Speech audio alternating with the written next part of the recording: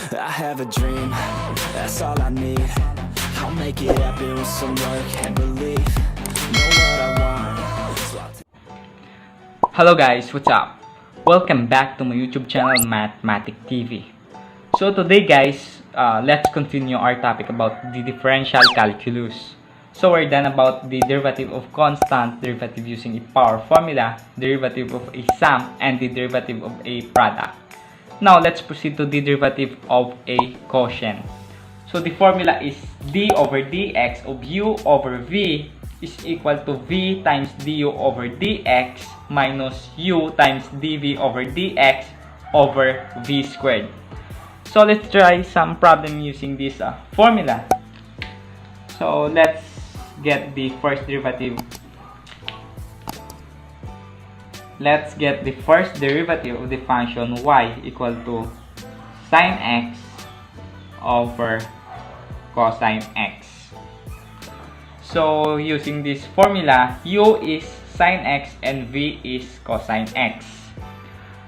So this is equal to y prime, or y prime is equal to v, which is cosine x, times du over dx, or the derivative of sine x. So what is the derivative of sine x? Yes, cosine x, minus u, which is sine x, times the derivative of v, which is cosine x. So what is the derivative of cosine x? Negative sine x, over v squared, which is cosine squared x, or with v squared, which is cos x, so this will be cosine squared x. Hence we can simplify this into y prime equal to, so cosine x times cosine x is cosine squared x, negative sine x times negative sine x is positive sine squared x, over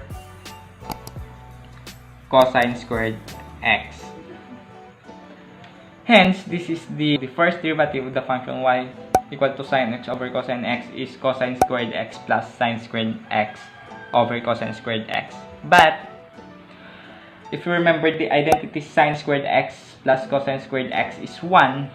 So this will be equal to 1 over cosine squared x.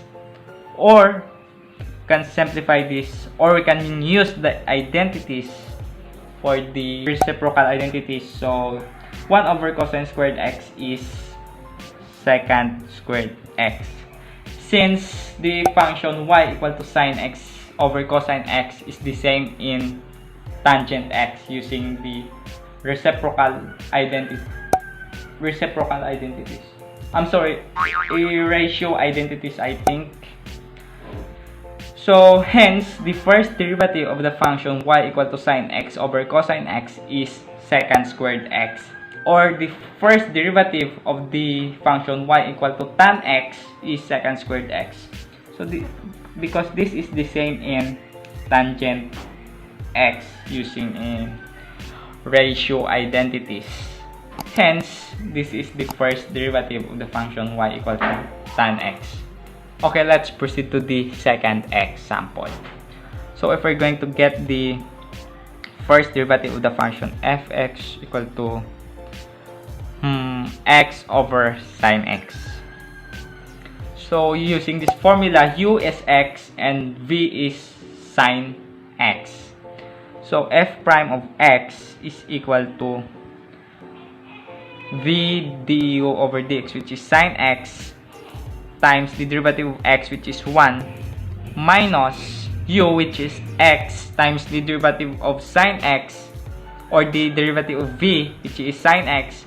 So what is the derivative of sine x? Yes, cosine x, over v squared, which is sine x, so this will become sine squared x.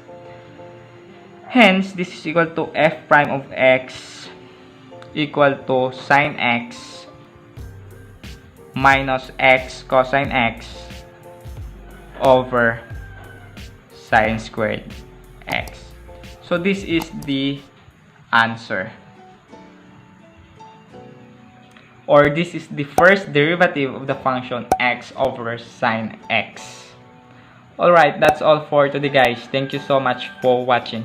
And please share your thoughts about it by commenting below.